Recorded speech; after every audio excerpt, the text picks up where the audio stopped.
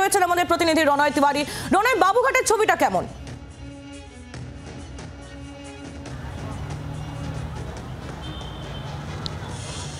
দেখো, যেখানে রয়েছি বাবুঘাট চত্বর এবং আমার সামনে যারা রয়েছেন, কেউ এসছেন পশ্চিম বর্ধমান থেকে, কেউ এসছেন হুগলির খানাকুল থেকে, কেউ আবার এসছেন নদিয়া জেলার দূর দূরান্ত থেকে। যারা এখানে এসছেন তারা প্রত্যেকেই মেহনতি মানুষ, খেটে খাওয়া মানুষ। তারা এসছেন রুটি রোজগারের আশায়। আমি যদি একবার ছবিটা তোমাকে দেখাই, ক্যাম্পাসন ফেলিক্স যে ছবিটা তোমাকে দেখাচ্ছে, এবং সেই ছবিটা তুমি দেখতে পাচ্ছ, বাবুঘাট চত্বর একেবারে কানায় কানায় ভরে গিয়েছে। বাম সমর্থকরা তারা ছড়িয়ে ছিটিয়ে রয়েছেন এবং আমি দেখাবো কিছু এখানে কিন্তু রান্নার কাজ চলছে, অর্থাৎ হাতে বেশি সময় নেই। যারা দূর দূরান্ত থেকে এসছেন তাদের মধ্যে কয়েকজন রান্না করছেন, রান্না চলছে। এবার কোথাও কোথাও দেখা যাচ্ছে রান্না শেষ হয়ে গিয়েছে, সেখানে খাওয়া দাওয়াও শুরু হয়ে গিয়েছে, অর্থাৎ ভাত, ডাল, সবজি, মাছ, আবার কোথাও কোথাও মুরগির মাংসর ব্যবস্থা করা হয়েছে। অর্থাৎ কর্মী সমর্থকরা যারা দূর দূরান্ত থেকে এসছেন তাদের খাওয়ার ব্যবস্থা করা হয়েছে।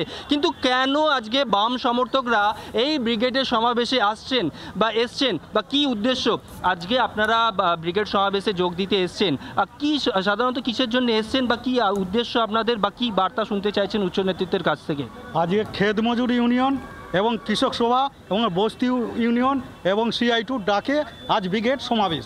আজ ব্রিগেড সমাবেশকে করে ক্ষেত মজুরদের তাদের কাজ পাচ্ছে না, যে 100 দিনের কাজটা বন্ধ হয়ে গেছে তাদের দাবি, এবং কৃষক সভার পক্ষ থেকে যেটা আজকে হবে, আন্দোলন হবে ব্রিগেডের মাঠে। সেই আলুর দাম 300 টাকা বিক্রি করতে হচ্ছে, চাষিরা একদমই দাম পাচ্ছে না। চাষিরা দাম পাচ্ছে না, কিন্তু এখানে আরো অনেককে দেখতে পাচ্ছি একেবারে লাল জামা, লাল টুপি পরে তিনি এসছেন এই ব্রিগেড সমাবেশে। দেখা যাচ্ছে যখন ব্রিগেড সমাবেশ হয় একদম ব্রিগেড কানায় কানায় ভরে যায়, পা রাখার জায়গা থাকে না। কিন্তু ভোট বাক্সে শূন্য কেন হয়ে থাকে? 2011 পরে সুষ্ঠুভাবে নির্বাচন হয়েছে আজ পর্যন্ত? না সাধারণ মানুষকে ভোট দিতে দিয়েছে? এই প্রশ্নের জবাবটা কে দেবে? আমি নির্বাচনে যেখানেই অংশগ্রহণ করি, যেখানেই পোলিং এজেন্ট থাকি, মেরে বার করে দেওয়া হয়। মেরে বার করে দেওয়া অভিযোগ করছেন। এখানে মহিলারাও রয়েছেন, মহিলাদের সঙ্গে কথা বলবো। 26-এর বিধানসভার ভোটে কিছু আশা দেখছেন? দেখছি তো আমরা, যে আশা আছে আমাদের, আশা দেখছেন তারা। এখানে আরো অনেকে রয়েছেন, খাওয়া দাওয়াও চলছে এবং তারা একেবারে রণয় বোঝাই যাচ্ছে নিজেদের যে দাবি, সেই দাবি তারা ছিনিয়ে নিতে চান, এবং সেই উদ্দেশ্যেই আজ তাদের অভিমুখ ব্রিগেড। সরাসরি ব্রিগেড গ্রাউন্ডের দিকে নজর রাখবো, সেখানে শুরু হয়েছে সাংস্কৃতিক অনুষ্ঠান।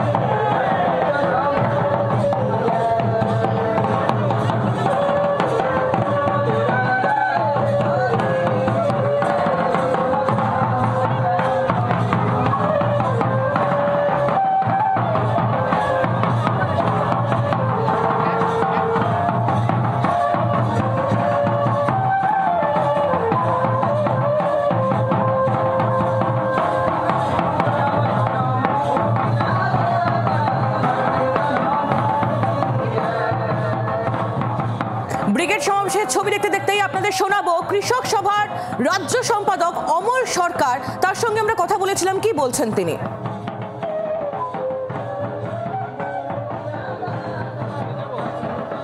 শ্রমজীবী মানুষের দাবি নিয়ে তো আমরা লড়াইটা করছি, এটা শুধু নির্বাচনের কথা ভেবে না, তাদেরকে ঐক্যবদ্ধ করাটা আজকের দিনে জরুরি। ওটা রাজ্যটাকে একটা বিভাজনের জায়গায় নিয়ে যাওয়ার চেষ্টা হচ্ছে। মুর্শিদাবাদের ঘটনা ইত্যাদি আমাদের চোখের সামনে। মানুষের পেটের দাম, এটাই হচ্ছে সব থেকে বড় প্রশ্ন।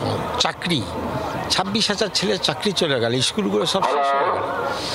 কোনো কৃষকের ঘরের সন্তান আজকে আর স্কুলে যেতে পারছে না। এইরকম একটা সাংঘাতিক অবস্থা।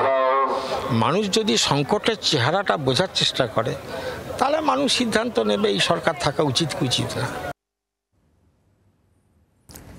ব্রিগেডে বামেদের আদিবাসী মুখ বন্যা টুডু, তার সঙ্গে কথা বলেছিল জি 24 ঘন্টা। শুনুন কি বলছেন তিনি। মানুষের মিতভুক্ত ভোট হচ্ছে, কারণ হচ্ছে যেখানে 900 ভোটার হয় সেখানে 1400 ভোটার হয়। কি করে হয়? ভোটকে যদি মানুষকে দিতে হয়, সেটা কিছু যদি দিতে হয়, সেই সুযোগটা যদি গরিব মানুষ পাবে সেটা কিন্তু ভোটের কাজে দেখিয়ে দেবে। যেটা আমাদের হুগলি জেলায় মূল গ্রামে যেটা করে দেখিয়ে দিয়েছে, খেটে খাওয়া মানুষে মুড়ির পকেটে 50 টাকা দিয়ে দিচ্ছে, মুড়িও নেবে, টাকাও নেবে, ভোট বাক্স বুঝিয়েও দেবে। সেইভাবে আমাদের কর্মীদের তৈরি করা হচ্ছে। 2011 সালে যেভাবে সন্ত্রাস, যেভাবে মানুষকে মেরে ঠ্যাং ভেঙে দেওয়া হচ্ছে, হাত ভেঙে দেওয়া হচ্ছে, ভুড়ি ভুড়ি মানুষকে কেস দেওয়া হয়েছে, মন থেকে তারা মুছে যায়নি। মন থেকে কিন্তু তারা লাল ঝান্ডাটাকে সম্মান করে ভালোবাসে এগিয়ে আসার চেষ্টা করছে। তৃণমূল দেখছে গরিব খেটে খাওয়া মানুষের হচ্ছে লাল ঝান্ডা, খেটে খাওয়া মানুষের হচ্ছে ভিত, সেই ভিতটাকে নড়িয়ে দিচ্ছে কেস দিয়ে, তাদের হাত পা ভেঙে দিয়ে। এইবার মানুষ বুঝে গেছে যতই আমাদের হাত পা ভাঙুক, যতই আমাদের কেস দিক, এই কেসে আমরা ভয় আর খাচ্ছি না। বেলা বাড়তেই ব্রিগেড সমাবেশের দিকে একে একে পৌঁছচ্ছেন বামেদের শীর্ষ নেতৃত্বরাও। আপনাদের শোনাবো কলতান দাশগুপ্ত, মীনাক্ষী মুখোপাধ্যায় এবং কৌস্তুভ চট্টোপাধ্যায়, তারা কি বলছেন। ব্রিগেড বরাবরই গরিব মানুষ, নিম্নবিত্ত মানুষ, যার হাতে কাজ নেই, যার পেটে ভাত নেই, তাদের জন্য গুরুত্বপূর্ণই ছিল। এবং এটা চোরচিটিংবাজদের জন্য গুরুত্বপূর্ণ, কারণ এইখান থেকে তারা জানতে পারেন যে কি লড়াই, কি আন্দোলন বাংলার সাধারণ মানুষ তাদের বিরুদ্ধে ঘোষণা করছে। ফলে গত দুদিন ধরে দেখবেন মিডিয়ায় অনেকে অনেক রকম কথা নিজে থেকেই বলতে আরম্ভ করেছেন।